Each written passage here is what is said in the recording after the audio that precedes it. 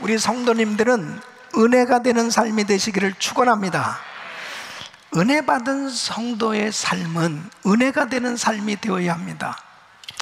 이 성도의 삶은 은혜가 되는 삶이 되어야 하는데, 은혜가 되어지는 삶은 성도의 삶 가운데 하나님의 신실하심이 나타나는 삶이요, 하나님께 영광을 돌리는 삶이 되는 것입니다.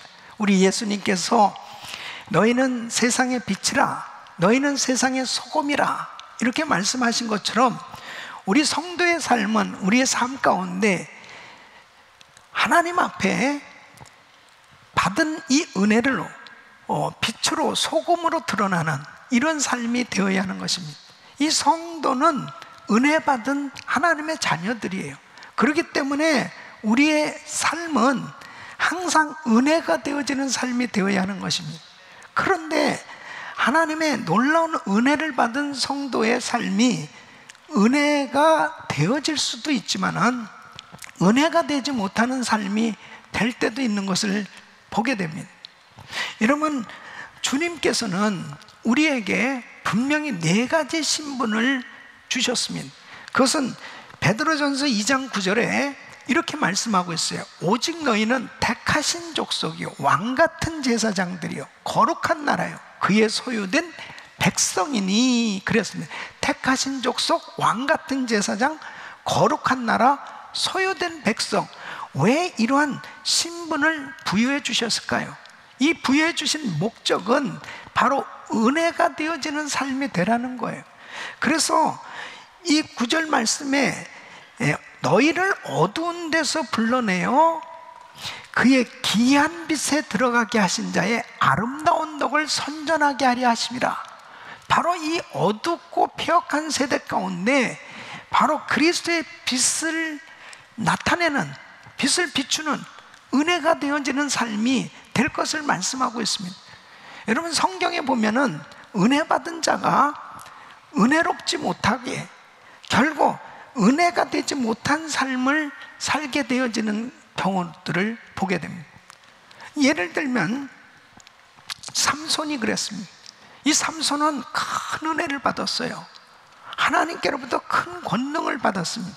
나귀 턱뼈 하나 가지고 1000명을 죽일 만큼, 그런 도무지 평범한 사람들은 경험해보지도 못할 만큼 그런 엄청난 은사와 은혜를 경험했는데, 그 은혜로 정말 은혜가 되어지는 삶이 돼야 될 텐데 여자에게 빠져서 결국은 두 눈 뽑히고 정말 그 블레셋 사람들 앞에 맷돌을 돌리는 부끄러운 수치를 당하는 그런 비참한 인생으로 전락한 모습을 보게 됩니다. 은혜 받은 사람이 은혜가 되지 못하는 삶이 될 때 부끄러운 인생이 되는 것을 볼 수 있습니다. 요나도 그렇죠. 하나님의 종으로 부름을 받았습니다. 이제 니느웨에 가서 선교할 수 있도록 하나님께서 주의 음성을 들려주셨고, 그리고 주님께서 은혜도 주셨는데 본인이 불순종했어요. 그래서 니느웨로 가지 않고 다시스로 갔단 말이에요. 다시스로 가는 배를 타고 그 배 밑창에서 잠을 자고 있는 요나의 모습은 은혜롭지 못하죠. 그리고 결국 그의 불순종으로 인해서 그 배가 풍랑을 만났어요. 파손되어지는, 주변 사람들에게 큰 피해를 입히는 그러한 이 요나의 삶은 은혜롭지 못한 것을 볼 수 있습니다.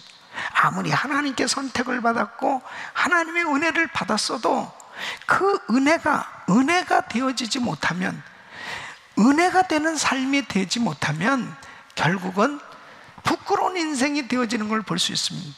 우리 사랑하는 성도 여러분, 은혜 받은 성도는 은혜가 되는 삶이 돼야 될 줄로 믿습니다. 은혜가 되는 삶이 될 때 하나님께 영광이 되고, 그리고 그리스도의 향기를 바라며 많은 사람들에게 좋은 영향력, 선한 영향력을 끼치는 그런 복된 삶이 될 수 있는 것입니다. 이 오늘 본문 말씀을 보면 은혜 받은 자가 은혜가 되는 삶을 사는 아름다운 모습을 발견하게 됩니다. 바로 그 사람이 스데반 집사입니다. 예루살렘 교회는 당시에 큰 부흥을 이뤘어요. 참 건강한 교회, 행복한 교회였습니다. 그런데 이 교회에 문제가 생겼습니다. 바로 구제하는 일 때문에 서로 원망이 생겨졌고 다툼이 생겨졌습니다. 이제 교회에 문제가 생겨졌고 이 일로 인해서 사도들이 너무 힘든 그런 시간을 보내야 했습니다. 그래서 오늘 본문 1절로 2절 말씀 보면은 그때의 제자가 더 많아졌는데 헬라파 유대인들이 자기의 과부들이 그 매일 구제에 빠짐으로 히브리파 사람을 원망한데, 2절에 보면 12사도가 모든 제자를 불러 이르되 우리가 하나님의 말씀을 제쳐놓고 공개를 일삼는 것이 마땅치 아니하니. 그래서 이 교회가 가장 힘들 때, 사도들이 가장 어려운 이러한 문제가 생겨졌을 때 그 7 집사를 이제 세워서 이 문제를 해결하게 됐는데, 바로 스데반 집사의 역할은 굉장히 큰 그런 공헌을 하게 된 걸 볼 수 있습니다. 그래서 결국 교회 문제가 해결되었고, 그리고 사도들이 힘을 얻어서 힘있게 사역을 감당할 때 교회가 큰 부흥을 이루게 된 걸 볼 수 있습니다. 이 스데반은 평신도였지만은 정말 하나님 앞에 참 은혜가 되는 삶을 살았습니다.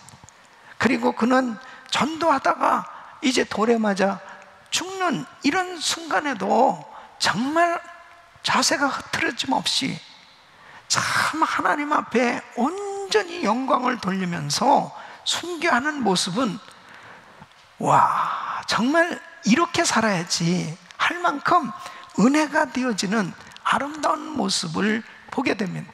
얼마나 큰 감동이 되는지 몰라요. 우리 사랑하는 성도 여러분, 어떤 사람은 같은 은혜를 받았는데 그렇게 은혜가 되는 삶이 돼요.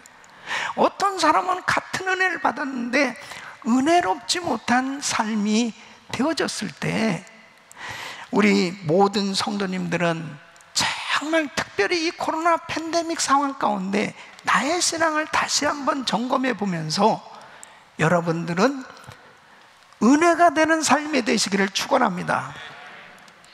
제가 아프리카 케냐에 선교 갔을 때에 뜻하지 않게 어느 한 선교사님의 어머니의 추모 예배를 인도하게 되었습니다.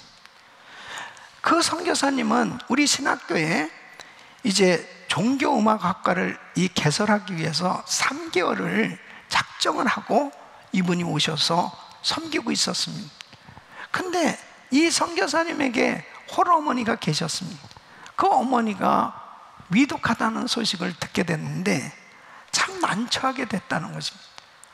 그때 당시에 나이로비에서 한국까지 그렇게 여러 가지 항공편이 좋지 않은 그런 상황이죠. 그리고 본인이 갈 수도 있는 형편이 안 되는 것은 참 자기가 지금까지 해왔던 모든 사역에서 이제 가게 되어지면 이 사역이 제대로 될 수 없다는 걸 아는 거예요. 근데 또 안 가게 되어지면 참 불효하는 그런 마음이니까 너무 갈등이었다는 거죠. 그런데 디모데후서 2장 4절 말씀이 그에게 기도하는 가운데 하나님 주신 감동이었습니다. 군사로 다니는 자는 자기 생활에 얽매이는 자가 하나도 없나니 이는 군사로 모집한 자를 기쁘게 하려 함이라. 하나님의 종이 자기 생활에 얽매일 수 없다, 끝까지 이 선교 사역을 마쳐야 되겠다 해서 결국 기도하면서 정말 사역하는 가운데 어머님께서 소천하셨다는 것입니다. 그런데 기도하면서 그 마음 가운데 하나님 주신 감동이, 우리 어머니 천국에서도 아들이 이렇게 하나님의 일을 위해서 헌신한 것을 기뻐하셨다, 이런 마음에 감동이 있어서 위로가 됐다는 거예요. 그 말씀을 듣는데 얼마나 마음이 정말 창하고 가슴이 뭉클하고, 정말 그 선교사님의 그 은혜로운 삶이 참 은혜가 되는지 같이 울면서 참 함께 기도했던 그 시간이 생각이 났습니다. 사랑하는 성도 여러분, 지금도 이 코로나 팬데믹 상황 속에서 선교지를 떠나지 못하고 그 어려운 현지인들을 돌보면서 자기는 사실 코로나 이 바이러스에 정말 그 위험을 당하면서 정말 힘있게 어려운 상황에서 선교하고 있는 많은 선교사님들이 생각났어요.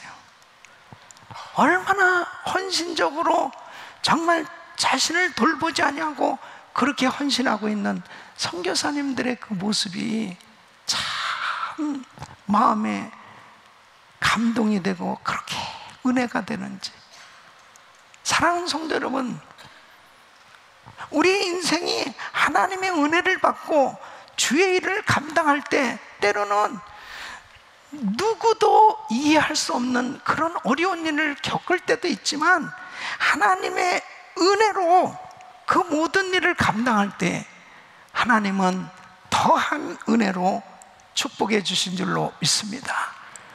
은혜가 되는 삶, 그 삶이 많은 사람을 정말 복되게 하고 살리게 하고 그리고 하나님의 영광을 드러내는 그런 사역이 되는 줄로 믿습니다.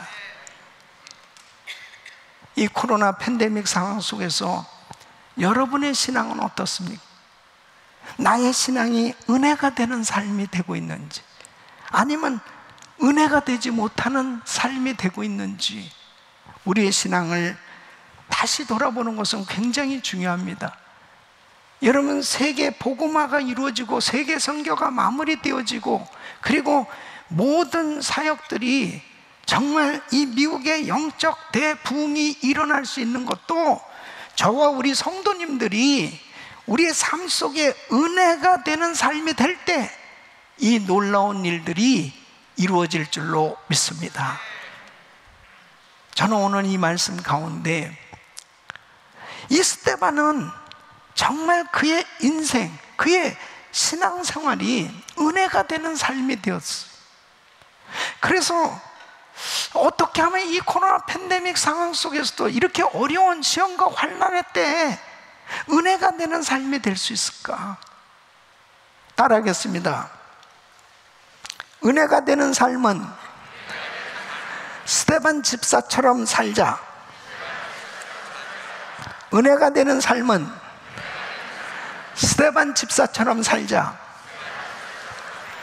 스데반 집사님 같이 은혜가 되는 삶이 되기를 예수 그리스도 이름으로 축원합니다. 저는 오늘 이 말씀을 통해서 스데반은 어떻게 은혜의 삶이 되었는가, 정말 어떻게 하면 나의 삶이 하나님이 기뻐하시는 이 은혜가 되는 삶이 될 수 있을까?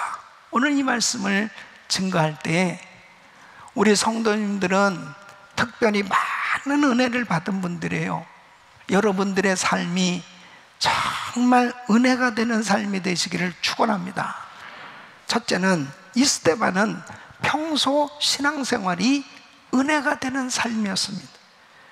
여러분, 예루살렘 교회에 구제하는 일에 문제가 생겼어요. 그때 사도들이 모여서 이제 이 문제는 바로 우리가 할 일이 아니고 이제 7 집사를 선택해서 그들에게 맡기자. 이 사도들이 하던 일을 누구에게 맡길 것인가 했을 때에 바로 3절 말씀 보면, 형제들아 너희 가운데서 성령과 지혜가 충만하여 칭찬 듣는 사람 7을 택하라. 자, 성령과 지혜가 충만하고 칭찬 듣는 사람 7을 택하자, 이렇게 결정을 했습니다. 그리고 5절 말씀 보면은 온 무리가 이 말을 기뻐하여 믿음과 성령이 충만한 사람 스데반과, 그래서 스데반과 6사람, 그래서 7사람이 이제 집사 직분을 받게 되는데, 이 스데반은 성령이 충만한 사람이었습니다. 이 스데반은 집사가 되기 전에도 성령 충만했고 집사가 된 후에도 성령 충만했고, 그가 복음을 전하다가 죽을 때까지 그에게 따라다녔던 그 친구는 성령 충만한 사람 스데반. 여러분, 평소에 신앙생활이 다 성령 충만했어요. 그게 은혜가 되는 삶이었단 말이에요. 그래서 사람들이 7사람을 뽑는데, 저 스데반은 참 성령 충만한 사람이야, 믿음 충만하고 지혜가 충만한 사람이야 하고 주변 사람들이 인정하고 칭찬했던 사람이었습니다. 이 평소에 신앙생활이 은혜가 되는 삶이었습니다. 여러분, 스데반은 사도가 아니에요. 평신도였지만은 그는 얼마나 말씀 충만한 그 성도였냐면은, 이 사도행전 7장을 보면은 이제 전도를 하는데, 복음을 전하는데, 그 공회원들 앞에서 사실은 상당히 두려운 자리죠. 그런데 아브라함에서부터 예수님까지 성경 전체를 구속사적으로 이 꿰뚫면서 말씀을 전하고 있는 걸 볼 수 있습니다. 놀랍습니다. 성경에 대한 지식이, 이 말씀이 얼마나 확실하게 깨닫고 알고 그렇게 논리정연하게 말씀을 전하고 있는지 몰라요. 그러니까 스데반은 이렇게 말씀을 전할 정도면 얼마나 성경을 많이 읽었겠어요. 얼마나 사도들로 하여금 성경 공부를 많이 했겠어요. 그리고 늘 하나님의 말씀으로 충만했던 거예요. 그러니까 여러분, 우리가 평소에 다 성경을 읽고 기도하고 그리고 성령 충만할 때 어떤 어려운 상황 가운데서도 대성령 충만한 모습으로 드러나게 될 줄로 믿습니다. 그러니까 사도행전 6장 15절에 보면 이 공회에서 이제 사실 두려운 자리인데 거기서 말씀을 전하게 되는데, 공회 중에 앉은 사람들이 다 스데반을 주목하여 보니 그 얼굴이 천사의 얼굴과 같더라 그랬습니다. 그 얼굴이 천사의 얼굴과 같은, 그 얼굴이 빛나는 거예요. 여러분, 성령 충만한 사람은 성령 충만함이 얼굴로 나타나게 됐습니다. 은혜 충만한 사람은 얼굴로 은혜 충만한 모습이 나타나게 된다니까요. 그러니까 스데반이 평소의 삶이 이렇게 다 은혜가 충만했기 때문에 하나님 앞에 그가 그렇게 은혜가 되는 삶으로 드려졌던 것을 볼 수 있습니다. 여러분, 링컨 대통령이 이제 대통령이 당선이 되고 난 다음에 이제 그 강요들을 뽑는 거예요. 그래서 참모들이 추천한 사람들을 이제 인터뷰를 하게 됩니다. 근데 어떤 사람을 만나보더니 거절을 하는 거예요. 그때 참모가 이렇게 물어봅니다. 왜 거절하세요? 그 사람 얼굴 인상이 안 좋아. 그러니까 이 참모가 하는 얘기예요. 사람을 외모로 판단하시나요? 어떻게, 얼굴은 자기 책임이 아니지 않습니까? 그랬더니 이 링컨이 아주 유명한 말을 남겼어요. 사람은 누구나 40대에는 자기 얼굴에 책임을 질 줄 알아야 합니다. 여러분, 옆 사람의 얼굴을 한번 보세요. 여러분의 얼굴이 물론 마스크를 썼기 때문에 가려져서 잘 모르겠는데, 하나님의 은혜가 있으면 얼굴로 나타난다니까요. 헬렌 켈러는 이런 말을 했어요. 빛을 향해 얼굴을 뜨십시오. 그러면 당신의 얼굴에 그림자가 없어질 것입니다. 여러분, 빛 대신 예수님을 향해서 끊임없이 그 주님을 바라보세요. 그러면 여러분 삶 속에 어두움이 사라질 줄로 믿습니다. 빛 대신 주님을 향해서 끊임없이 바라보세요. 주바라기로 끊임없이 그 주님을 바라보면 주님을 닮아가게 돼 있다니까요. 그러니까 아무리 이렇게 코로나 팬데믹으로 우리가 힘들고 어려운 삶의 여정을 지나고 있지만 항상 성령 충만하면, 하나님의 은혜로 충만하면 우리 삶 가운데 있는 이 어둠이 다 사라지게 돼 있어요. 떠나가게 돼 있어요. 그래서 주님을 바라보며 사는 삶, 그 사랑, 평소에 신앙생활이 항상 하나님의 은혜로 충만한 사람은 은혜 충만한 삶이 그의 얼굴로, 그의 삶에 그대로 나타나게 되는 줄로 믿습니다. 여러분, 목사님 얼굴은 은혜로운 것 같아요?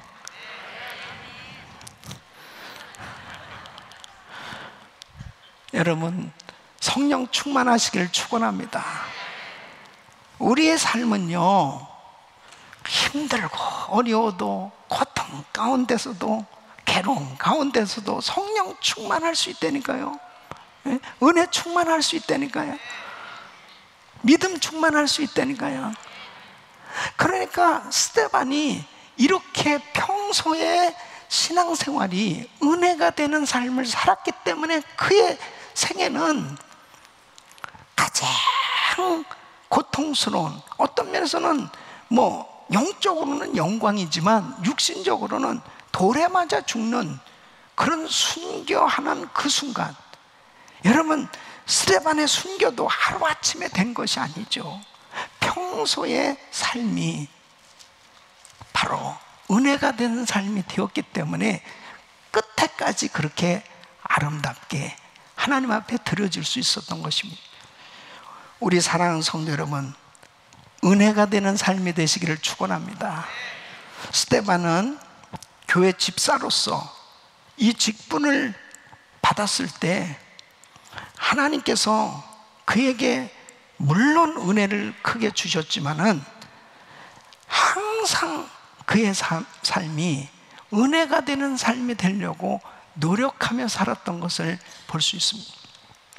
그래서 디모데전서 3장 2절로 10절 보면 이 재직들, 특별히 직분자들이 바로 어떻게 은혜가 되는 삶이 되어야 될까, 이런 사람을 선택해야 될 것을 말씀하고 있습니다. 그러므로 감독은 책망할 것이 없으며 한 아내의 남편이 되며 절제하며 근신하며 아담하며 나그네를 대접하며 가르치기를 잘하며 술을 즐기지 아니하며 구타하지 아니하며 오직 관용하며 다투지 아니하며 돈을 사랑치 아니하며 자기 집을 잘 다스려 자녀들로 모든 단정함으로 복종케 하는 자라야 할지며, 사람이 자기 집을 다스릴 줄 알지 못하면 어찌 하나님의 교회를 돌아보리오. 새로 입교한 자도 말지니 교만해져서 마귀를 정죄하는 그 정죄에 빠질까 하며, 또한 외인에게서도 선한 증거를 얻은 자라야 할지니 비방과 마귀의 올무에 빠질까 염려하라. 이와 같이 집사들도 단정하고 일구이연을 하지 아니하고 술에 인박이지 아니하고 더러운 일을 탐하지 아니하고 깨끗한 양심에 믿음의 비밀을 가진 자라야 할지니, 이에 이 사람들을 먼저 시험하여 보고 그 후에 책망할 것이 없으면 집사의 직분을 하게 할 것이요 그랬습니다. 그러니까 요약해 보면 삶 가운데 은혜가 되는 삶, 다른 사람들에게 은혜가 되어지는 삶으로 그렇게 선한 영향력을 줄 수 있는 이런 은혜의 삶이 되시기를 예수 그리스도 이름으로 축원합니다. 두 번째는 사도들을 위한 동역자로 은혜가 되는 삶이었습니다. 예루살렘 교회에 구제하는 문제가 생겨졌을 때에 바로 3절 말씀 보면 이제 사도들이 7을 택해서 우리가 이 일을 저희에게 맡기고 그랬습니다. 이 일을 저희에게 맡긴다는 것은 이제 동역자를 세우는 거죠. 이 동역자는 바로 함께 일하는 사람, 돕는 사람입니다. 그래서 사도들과 함께 일할 사람, 사도들을 도와서 일할 재직을 세우는 거예요. 그래서 4절 말씀 보면은 우리는 기도하는 것과 말씀 전하는 것을 전무하리라. 사도들의 본연의 임무는 기도하고 말씀 전하는 사역을 해야 되는데 이 일을 제대로 하지 못하고 있었습니다. 그래서 이제 이 7 집사를 세우고 그들에게 이 교회의 모든 문제들을 다 맡겨서 그 일을 하게 했단 말이에요. 이렇게 주의 종과 아름다운 동역이 이루어졌을 때 하나님께서 놀라운 은혜를 베풀어 주신 것입니다. 그래서 7절 말씀 보면 아름답게 동역한 결과가 어떻게 나타나고 있냐, 하나님의 말씀이 점점 왕성하여 예루살렘에 있는 제자의 수가 더 심히 많아지고 교회가 큰 부흥을 이루게 되는 것입니다. 여러분, 바로 주의 종을 마음껏 기도하고 주의 사역을 할 수 있도록 오른손을 올려주고 왼손을 올려줄 수 있는 그런 재직들이 세워졌을 때 바로 하나님께서 그 공동체에 놀라운 부흥을 부어주시는 줄로 믿습니다. 그래서 7절 말씀 보면 허다한 제사장의 무리도 이 도에 복종하니라 그랬습니다. 여러분, 허다한 제사장의 무리는요, 유대 종교 지도자들입니다. 제사장들이에요. 이 사람들은 정말 지독한 유대교 주의자들이거든요. 그러니까 예수를 믿지 않습니다. 예수를 절대 받아들이지 못하죠. 그런데 이 사람들이 이 도에 복종하니라, 이 말씀 뭐예요? 예수가 그리스도시요, 예수가 메시아요, 예수가 하나님의 아들이요, 예수가 구원자라고 하는 이 도에 복종이 됐다니까요. 이것은 놀라운 개혁입니다. 놀라운 변화의 역사가 일어났습니다. 성령님께서 물론 하신 일이지만은 바로 사도들이 나가서 이 말씀을 증거하는데 이런 역사들이 막 일어나는 거예요. 이룰 수 있는 건 뭡니까? 사도들이 기도할 시간, 말씀 준비할 시간, 이런 시간을 가지고 성령 충만하니까 성령님이 막 강력하게 역사하신 것입니다. 여러분, 이렇게 될 수 있었던 건 뭐예요? 7 집사의 역할이 사도들이 마음껏 기도하고 마음껏 말씀 전할 수 있도록, 거기에 모든 사역에 전무할 수 있도록 모든 교회 문제들을 다 맡아서 사역을 감당했기 때문입니다. 스데반이 이렇게 주의 종의 사역을 최선을 다해서 동역하면서 섬겼을 때 이런 놀라운 역사가 예루살렘 교회에 나타나게 된 걸 볼 수 있습니다. 우리 사랑하는 성도 여러분, 바로 여러분들은 주의 종과 정말 함께 아름답게 동역할 수 있는, 하나님이 기뻐하시는 이 동역하는 은혜가 되는 삶이 되시기를 예수 그리스도 이름으로 축원합니다. 그래서 어떻게 하면 정말 목사님의 발을 올려주고 함께 여호와 니스의 역사가 나타날 수 있는 그런 사역이 될까? 이게 은혜가 되는 삶이에요. 여러분, 사도 바울이 선교 사역에 엄청난 그런 부흥을 경험하며 또 선교 사역이 이루어질 수 있었던 것은 사도 바울도 물론 정말 하나님 앞에 전적으로 헌신된 훌륭한 주의 종이지만 사도 바울 혼자서는 안 되는 것입니다. 그래서 로마서 16장을 보면 37명의 이 사도 바울과 함께 동역했던 그 귀한 평신도들, 이 동역했던 귀한 사람들의 이름을 구체적으로 열거하고 있는 걸 볼 수 있습니다.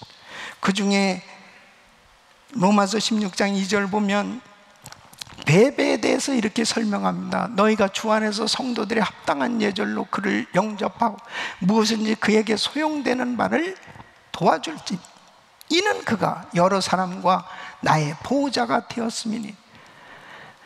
그러니까 사도 바울이 생각하면 정말 나의 보호자로 그렇게 귀하게 동역을 해준 이 베베가 너무 감사한 거예요.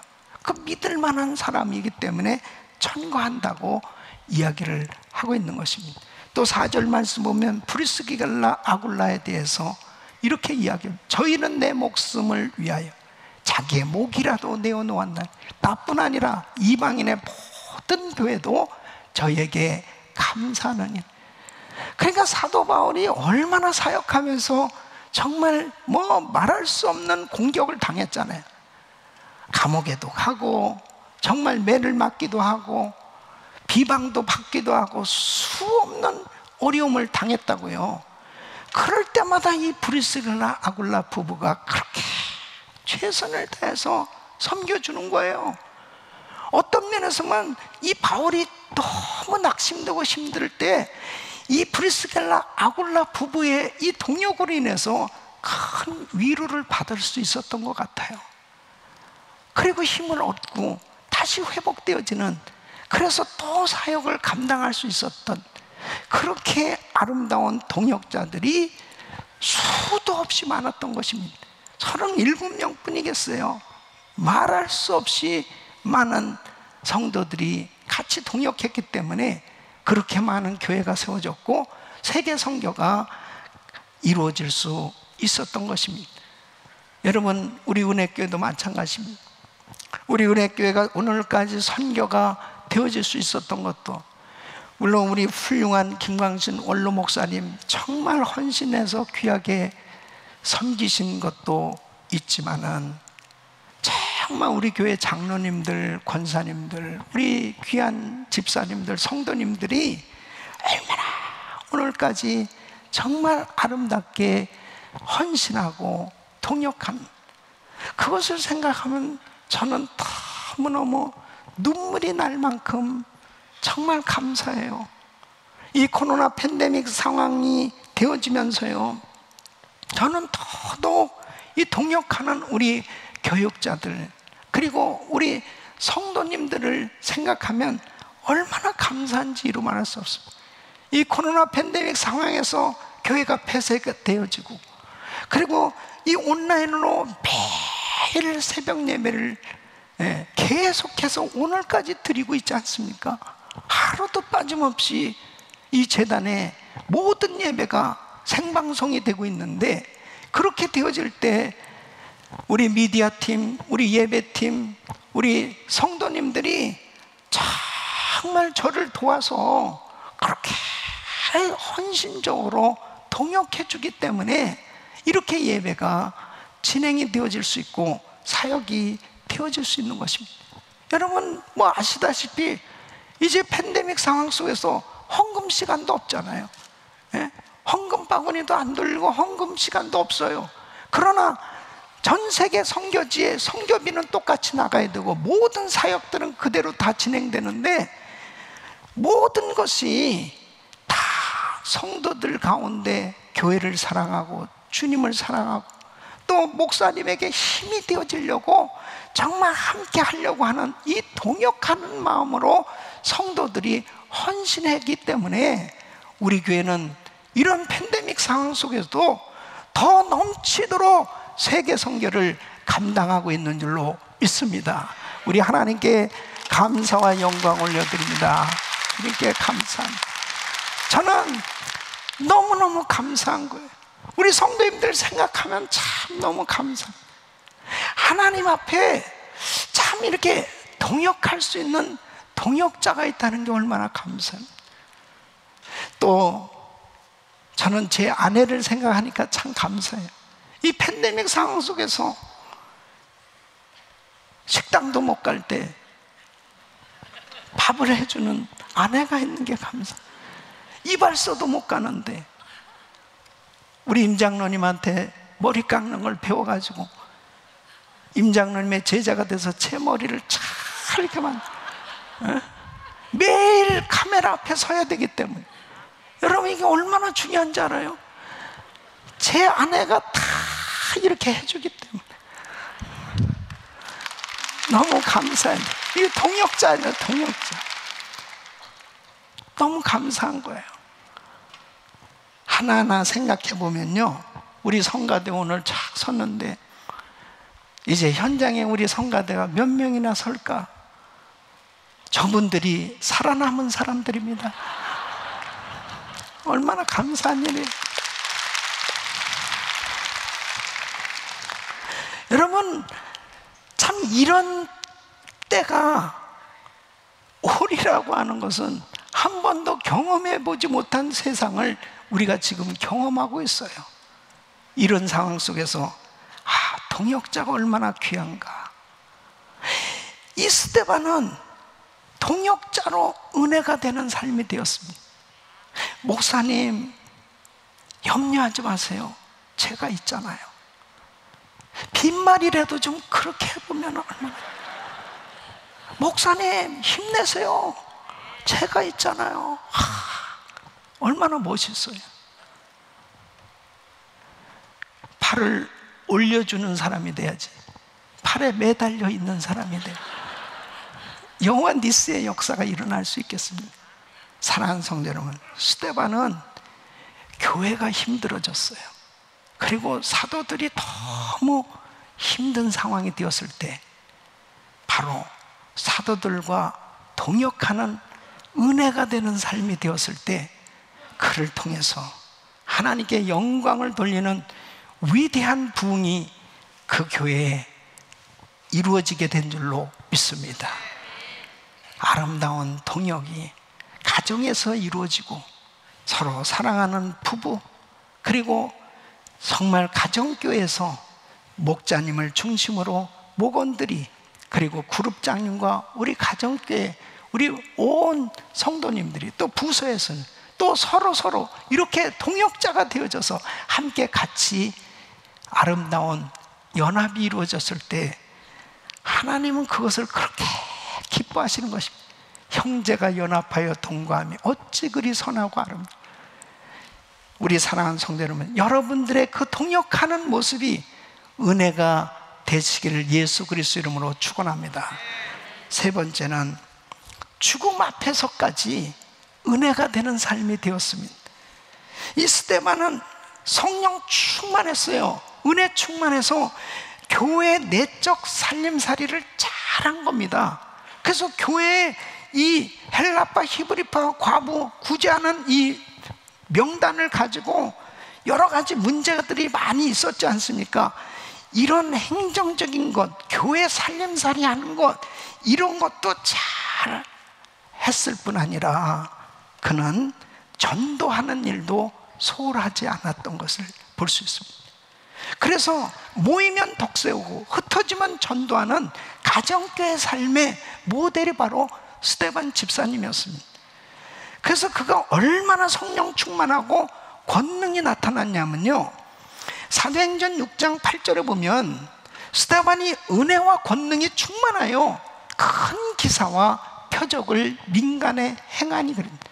그러니까 이 스데반이 평신도지만 그가 얼마나 기도를 많이 했으면, 얼마나 말씀 충만했으면 가서 복음 전하는데 막 귀신이 쫓겨나가고요, 아픈 환자에게 손을 얹고 기도하니까 막 기적이 나타나는 거예요. 치유받는 역사들이 막 나타나는 겁니다. 그러면서 사도행전 6장 20절에 보면 그가 회당에 들어가서 전도를 하는데 얼마나 많은 반대하는 사람들이 있습니까? 변론을 하지 않습니까? 스데반이 지혜와 성령으로 말함을 저희가 능히 당치 못하여 그렇습니다. 지혜가 충만하고 성령이 충만하니까 막 성령님이 할 말을 막 주시는 거예요. 예? 순간순간 막 할 말을 주시니까 모든 부분들이 그냥 다 해결되어지는 역사가 일어나요. 그러니까 그 사람들이 예수님을 영접하는 놀라운 역사가 일어나게 된 걸 볼 수 있습니다. 이렇게 전도자가요. 그러니까 우리 성도님들은 어떤 부서에 어떤 사역을 해도 전도는 필수입니다, 여러분. 복음 전하는 건 필수예요. 그러니까 이 복음 전하는 것은 성령 충만하면 전도 안 할 수가 없는 거예요. 그러니까 벌써 성령 충만이 식어지면 전도 안 합니다. 근데 성령 충만하면 막 영혼이 보여지는 것입니다. 어떤 사람에게도 부끄럽지가 않아요. 담대하게 복음을 전하는데, 스데반이 복음 전하다가 이제 돌이 날라오는 겁니다. 사람들이 막 박수하고 막 예수님 영접하고 그렇게 환영해 주면 얼마나 좋겠습니까? 그런데 이때 상황은 그렇지 않았습니다. 이거 뭐 두려울 수밖에 없는 위기 상황이 벌어진 거예요. 그런데 영안이 열려졌습니다. 얼마나 성령 충만했으면요, 사도행전 7장 56절에 보면 보라, 하늘이 열리고 인자가 하나님 우편에 서신 것을 보노라. 여러분, 지금 돌이 날라오고 있어요. 이런 정말 두려운 그런 위기 가운데 있었는데 영안이 열려져서 바로 하나님, 우리 주님께서 보좌 우편에 서신 것을 보면서 얼마나 감격했겠습니까? 아픈 것도 모르고 정말 두려움도 다 사라지고 하나님의 영광과 그 주님의 그 영광스러운 모습을 보면서 감격했을 것입니다. 이것은 바로 하늘의 소망으로 충만한 줄로 믿습니다. 그래서 하늘의 소망으로 충만한 삶을 살고 있었기 때문에 그는 죽음은 천국이요, 그리고 그 주님을 만날 그 항상 기대감, 그런 마음이 다 그에게 있었던 걸 볼 수 있습니다. 그래서 끝까지 주님을 바라보는 그의 모습을 보게 됩니다. 이제 59절 말씀 보면은 저희가 돌로 스데반을 치니 스데반이 부르짖어 가로되, 돌에 맞아 이제 죽어가는 거예요.